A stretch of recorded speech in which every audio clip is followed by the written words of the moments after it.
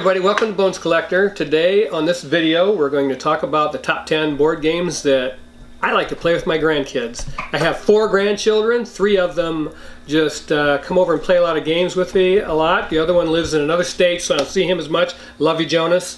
And but we do play a lot of board games and we enjoy doing it, and we're going to do a little video now about these top 10 board games that we love to play. Here's your video, but also comment down below what's your favorite. Yes, please do that. Let us know what your favorite game is to play with your grandkids or young children, and we'd be interested to see what that is. So here they come at you, our top 10. Okay, which out of all these games on the table, these are our top 10 favorite games to play with when you guys come over for sleepovers, right? Mm-hmm. And we really enjoy playing these particular games. So what we want to do is decide which ones are the favorites. So if you were to pick one, Lawson, which one is your favorite out of all these games you see that we play? Captain Silver, Dixit, Animo, Protect the Barrier, King of Tokyo, Animals on Board, Mysterium, Dream Homes, Miloscythe, and Robots. There's 2 of them that I like. 2 of them? What are the 2 that you like? Which 2? Let's tell. This one and this. And Dixit? Okay. Yeah. Well, we'll talk about those 2 first then. Let's do that. Well, Animo is a Bible verse card game, and Lan, you really like card games because Lan and I, Lan's a little older, so we play Marvel Legendary, and we like that real well, deck builder, and we play Star Realms, and we like that. So Animo is kind of like Pokemon, and it's a Bible. Every card has a Bible verse on it, and we have a play mat that we use, and you can power up your Animos, and we have lots of fun playing that, don't we? Yeah. Why do you like it, Lawson? Because I really like Pokemon and Pokemon. My friend Trey used to have just like a lot, and he gave me half of them. So and then I lost all of them. You lost all your Pokemon cards? So he gave me that day, and then I woke up and all of them were gone. Oh, wow. I wonder what happened to those. But you have your Animal cards, right? Yeah. Because you remember we used to, you can memorize your Bible verse and then you recite it, and they send you a foil card of that particular Animal card. So that's pretty cool. So we were like, okay. And another one that Lawson picked was Dixit, and we all like that. Yeah? Yeah. Who wants to tell what that's like? So basically, Dixit is where there's just all these cards and all the cards are like weird, and I have all these different things on them. One person chooses a word, just any word, and then we all have to choose the card in our deck that most describes that word, and then we have to figure out who's the person's card that said the word. Yeah, so that's pretty cool, and it's a race to the end. So you have a scoring track where we all have bunny rabbits on it, right? And whoever reaches the end of the scoring track first wins the game. And Papa doesn't win very much, does he? But I have a tough time with Dixit, but I have a lot of fun. Everybody here loves to play this, and people that come over to the house, we get out Dixit, and the art on the cards is phenomenal, the pictures, and you can be so creative with it, and you don't want everybody to choose your card because you don't get any points, but you just want one person to choose it. To score the most and points. It doesn't matter if you win, it only matters if you're having fun. Oh, wow. Couldn't have been said better. I couldn't have made him say that better myself. Okay, now, Lorelai, you pick 2. From what's left? What's your 2 favorite? I have 2, but the first one I haven't played in a while, so I don't know much about it. Okay. I like Mysterium and Dream Home. And Dream Home? Yeah. Okay, well, yeah, we haven't played those in a while. We played Dream Home pretty recently. We did, but not Mysterium. We haven't played Mysterium. So you want to tell about Dream Home? So Dream Home is basically where you have a platform and it's shaped like a house. And you have to pick cards, like, for example, in the back, it shows cards. Since the lid's upside down? But, it has different things like... What's on the cards? A bedroom, for example, bathrooms, kitchens, and oops, it's backwards. Yeah, that's okay. So you could build like your Dream Home. That's why it's called Dream Home. And there's points on it, and if you, like, there's a card that shows if you get these certain things, you get more points than any other person.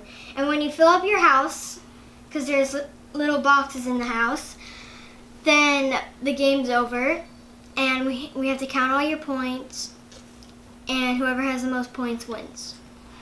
Yay! And we really like Dream Home too. Laura and I even play Dream Home even without the kids. So we like it. It's a nice little sort of engine builder, because you are building your house to maximize points by where you place the certain rooms that you take off the market board in the middle of the game, or middle of the table. So that's pretty cool. We really enjoy it. I mean, I like it. I would have it even if the grandkids weren't around. Ooh, I don't know what life would be like. All right, now Mysterium is our spooky game, and we've only played it a couple times. And one person has to play the ghost. So the ghost is going to be behind a big screen, and he has all the answers of who the real killer is. That's why they call it Mysterium, because it's kind of a murder mystery. And the wrong person has been accused of the murder, so the ghost is the one trying to tell everyone who it really is, and he has to give clues, very much like Dixit. The card art is very similar to Dixit, so and it's a very similar mechanism where you're trying to give hints through the cards to the other players so that they can guess and move on to the next level. Because the ghost can't speak. And that's right. Thank you, Nina. The ghost cannot speak, so he's going to tap the table to say yes and no. And that makes it even more difficult. But it's a lot of fun, and a great party game when we all get around and we can dim the lights and put on some spooky music and have a lot of fun. So that's Mysterium. This was one of the first board games we played that you ever had us play. This one was? Yeah, this one and Dixit. Those were the first two. These are the two games that got us into the board gaming thing. And this plays 2 to 7. And it says 10 and up, and that's pretty accurate. It says 42 minutes play time, and it just depends how much. We have a lot of fun, so it may take us a little longer, but we laugh and giggle and have a good time. Okay, we've done that one. All right, we've got some left. And Landon, why don't you pick 2 that you want to talk about? You've got these and these 2. I'll probably choose King of Tokyo and Ghostbusters. Okay. Alright. So... yeah, there we go. We'll start with King of Tokyo, I guess. So King of Tokyo is basically where you're all these giant monsters and you're, fighting each other over the city of Tokyo. It's like a Godzilla kind of thing, except if there are a bunch of them. Yeah. So it's kind of like a Yahtzee. Yeah. Program. Yeah. Roll some dice, right? Yeah, you get to also improve your monsters. Also. Oh yeah, that too. Yeah. How do you beat up on the other players? With the dice. With the dice. The dice could show a paw print, but with the nails out, so it's scratching. That means so you can attack. Lightning also. Yeah. Those are points. And you can buy cards that give you special abilities. Heart means Health. Health, and then there's numbers.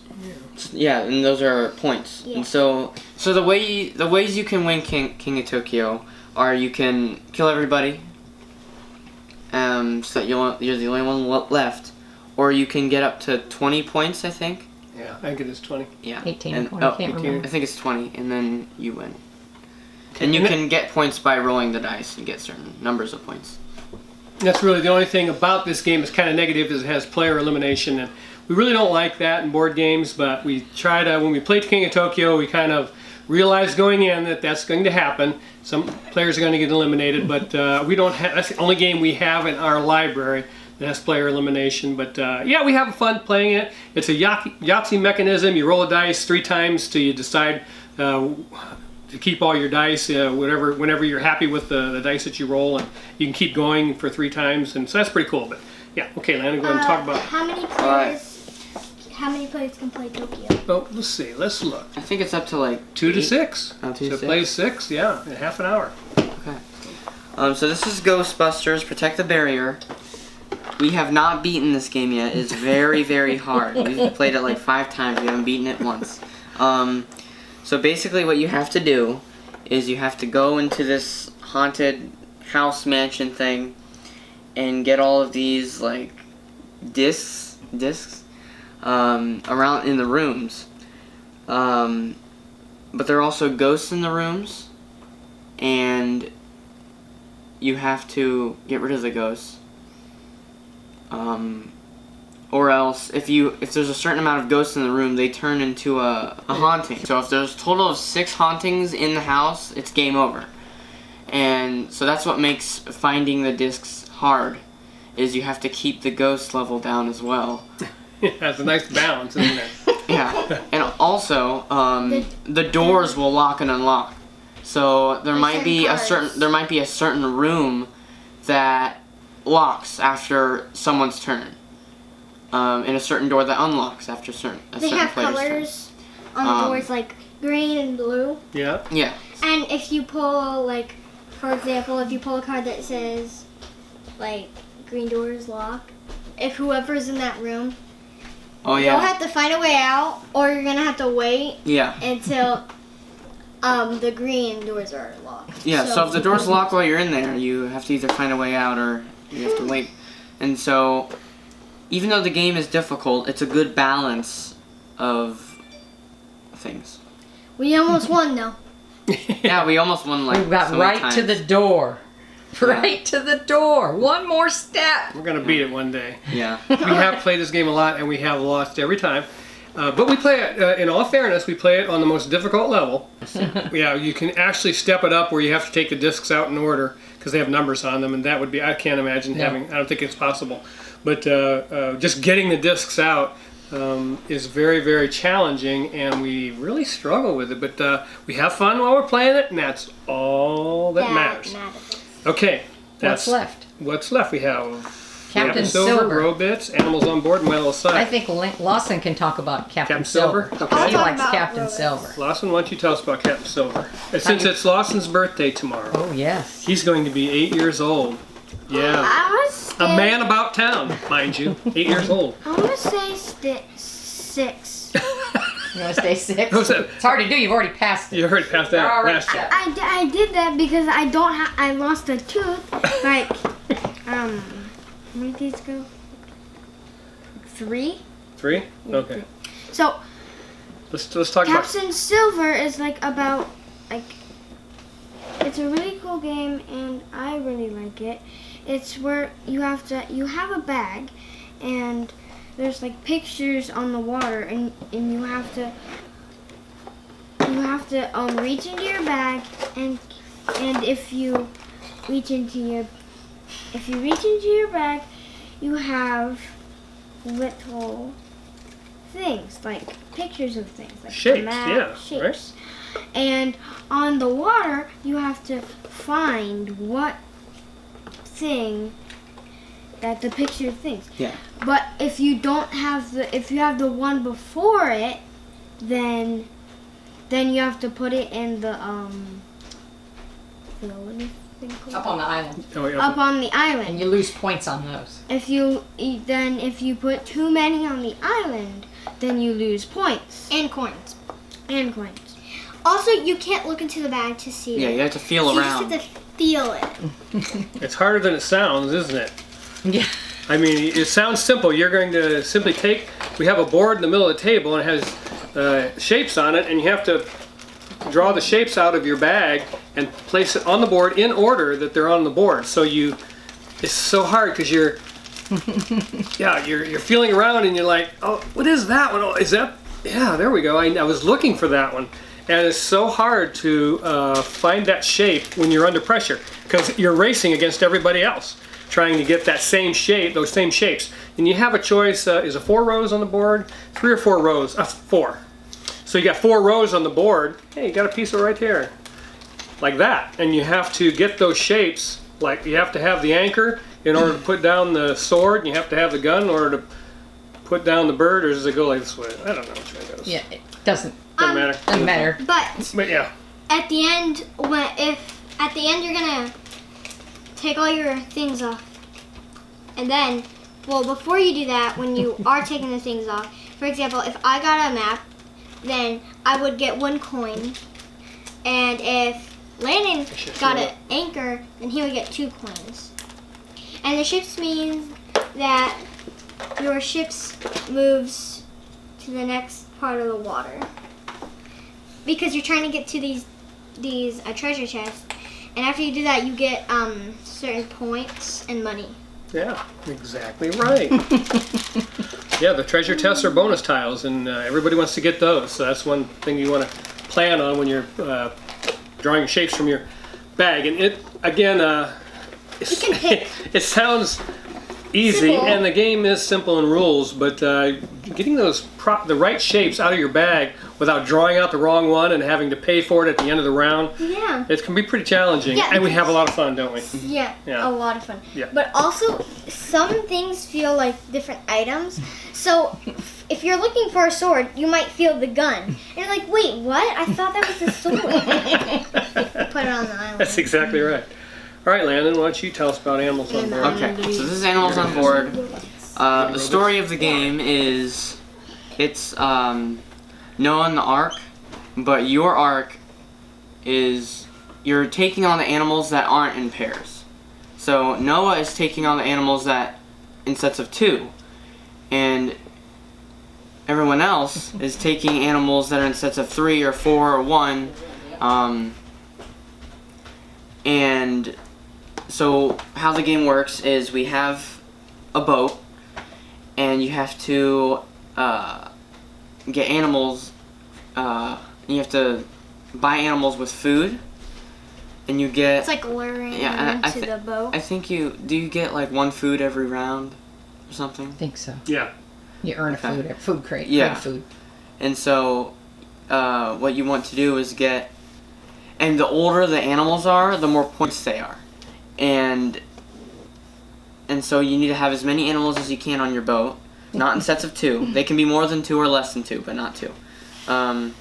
They can't be twins. I don't like it. Noah takes all the twins. Yeah. And it has a unique selection mechanism because while all the tiles are in the middle of the board, we have to separate them. Lorelai. And she's good. Okay. Yeah, you have to like either separate them or take one. Or take one. So you have to, and then you can just keep separating them down to pile that you want. Maybe there's 2 tiles in the middle of the board that you want badly, and you can just separate those out if it gets around to you. So I guess there's a push your luck element. How long do I wait and keep separating these tiles before I make a buy?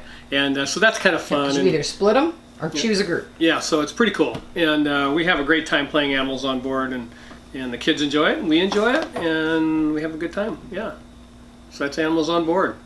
Yay, Noah! Yep. Right. All right, Lorelai, you're going to talk about. Robots. Okay. So Robots is basically a card game where you separate the cards. The bottom row will be like the ones not faced over, but all the rest will be faced over, and there will be a certain card amount with a certain people, like the certain like number of people. There's more rows if more people play. Yeah. Yes. And so what you're trying to do is you're trying to build a robot. So, for example, a card would have an arm, but you're trying to get the same color because you'll get more points. But there are also other cards like junk. It's just like a bucket and some other junk on it, and it does nothing. It doesn't cost any points. But if you're stuck in the middle of there are like not enough cards and you pick junk, you have to take it. You can't put any cards back. There is also another thing, Sparky's. It's like a yellow robot, it's small, and he gives you extra points, like 3 points. At the end, if you don't finish your robot, then you won't have as much points as everyone else, unless you have a lot of Sparkies. That's right. That's right. You should make the right choice because if you don't, you could have a lot of Sparkies, but you haven't built half of your robot yet. So I start building my robot, and then at the end, I would find Sparkies. There's also a card where, it's where you pick 3 from the deck, from the extra cards, and you get to pick one of those. Overclock. That's the overclock card. You get to pick one of those, but you can't. But, well, you can pick them. You don't have to randomly take them. And sometimes it's an arm or a leg. So do we like that game? Yes. Yeah, I love this game. Yeah, it plays 2 to 7, and we can play a game of this in about 15 minutes. Plays pretty fast. Yeah, it plays pretty fast, and we just play it over and over. Yep. We play it 3 or 4 times every time we get it out. So that's Robit. So that's pretty cool. Yeah, I think Okay, it's a really fun game. here's another game that we like to play.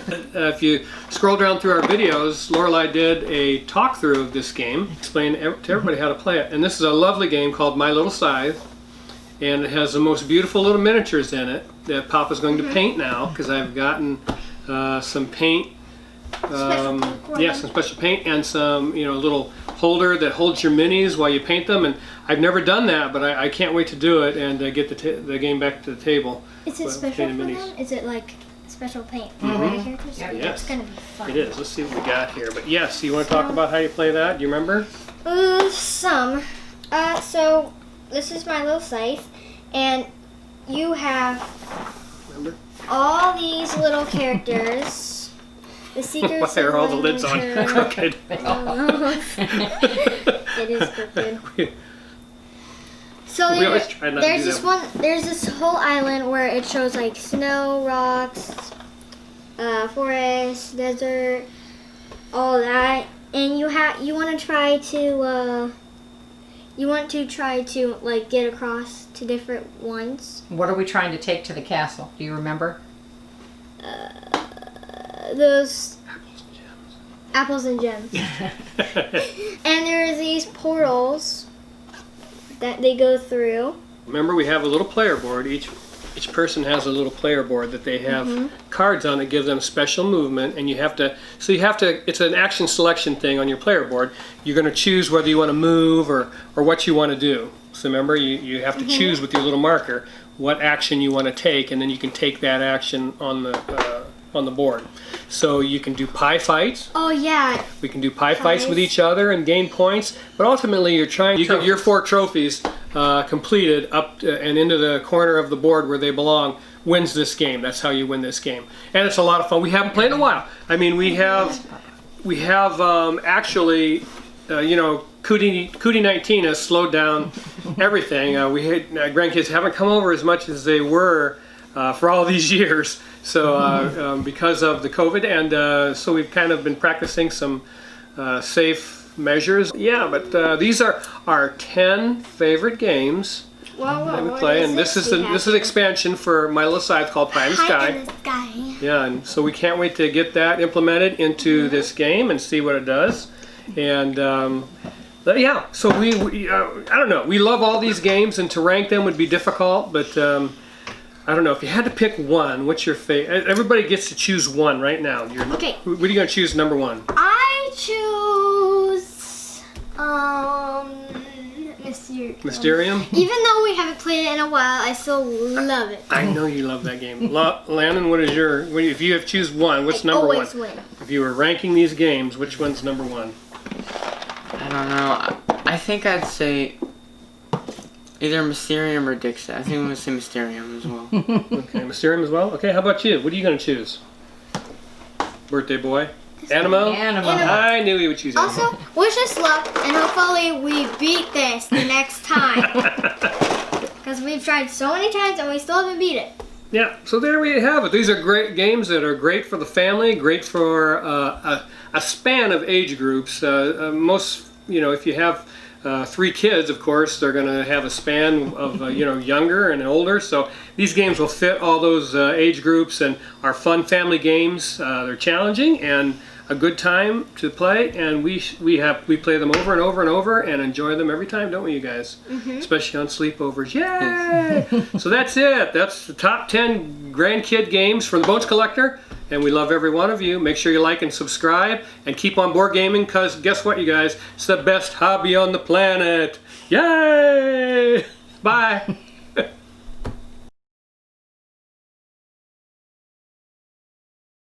Ways you can win are either you can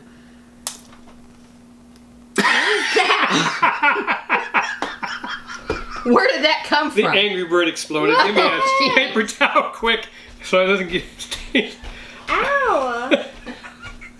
You guys, you shouldn't squeeze that thing. I'm I trying to didn't tell you. squeeze it. Wipe your face. That thing you literally alright? lasted a day. I didn't squeeze it. All right. That goes in the trash. No more, Literally- no more squishy. It literally lasted 8 hours. We're not buying any more. I'm I did. like, what happened? How'd she get wet?